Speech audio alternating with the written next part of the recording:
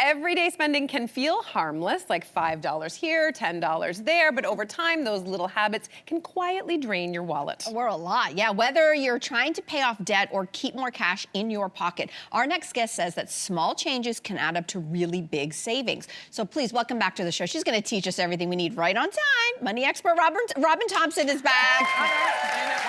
You're right. It is a perfect timing. So, Robyn, listen, if I had $1 for every time I said, I work hard, I deserve this, I'd have enough money to buy whatever I want.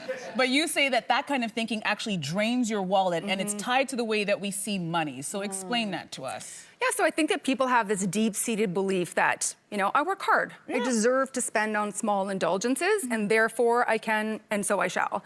And so I think that that thinking actually detracts from your longer-term goals and what you actually believe to be valuable.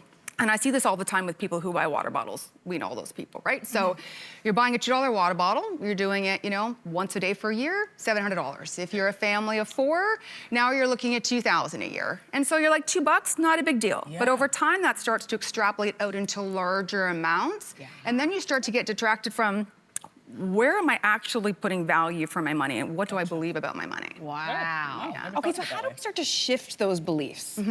So there's 2 different types of belief. There's beliefs that keep you stuck, and there's beliefs that move you forward.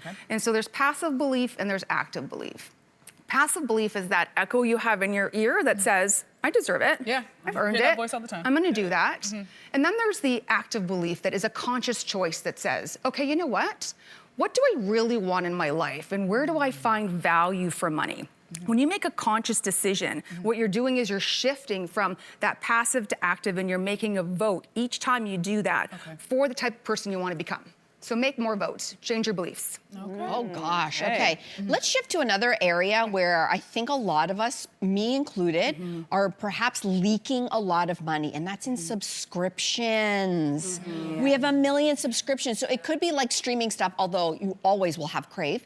But we have apps, there's subscriptions for all kinds of things, and you say this scatters our attention. So what do you mean by that? Yeah, so when we think about apps, and honestly, most of us use apps, and we think about average Canadians, between $50 and $100 a month people are spending on apps. So over a year, about $1,200.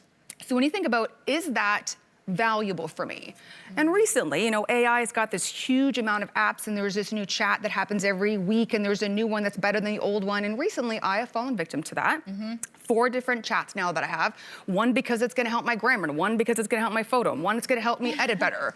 And I put my original material, my IP, into the chat.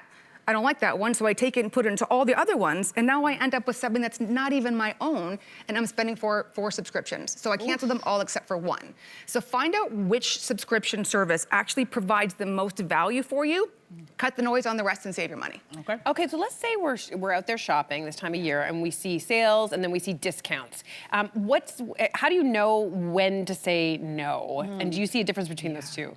Listen, I think it's hard to walk by that $120 sweater that looks gorgeous, and you're gonna be like, that's gonna look great in my wardrobe. Like, let's just get that. But Canadians, generally, studies have shown that we only wear half of what's in our wardrobe. That's true. So we know that, and yet we continue to shop. So why do we do that? Listen, I'm guilty. But we do that when we look at that and we say, well, why do we do that? Because we don't want to say no, because there's that discomfort of saying no. And then psychologically, we're trying to avoid 2 pains. Number 1, we're avoiding the pain of being, well, I want that, so I should be able to have that. And the second one is, well, maybe I'm not in much control as I think I am. Maybe my self-control is a little lack. So what I'm going to invite you to do is look at cost per wear. So if you're buying a coat and it's $150 and you wear it 100 times, that's a really great cost per wear. If you're buying a coat for $40 and it falls apart in 10 wears or 4 wears, there's no value there. So find long-term value for what you're spending money on. Okay. I do the CPW every big purchase. Yeah, cost per wear. Big purchase. Yeah, Same. it's true. Okay, you kind of alluded to this, impulse purchases. I think a lot of us are guilty of this, especially now. And you say this happens because we're on autopilot. So break that down for us. Yeah, so when we're looking at these impulse purchases, we're either distracted, we're stressed out, or we emotionally triggered. So one of those things is usually happening. And so what I'm gonna suggest to think about is, you know, is that really a $5 hit of caffeine you're looking for? Or are you trying to avoid maybe a difficult conversation with a coworker or a family member? Are you trying to buy something that's actually not going to fix the underlying problem?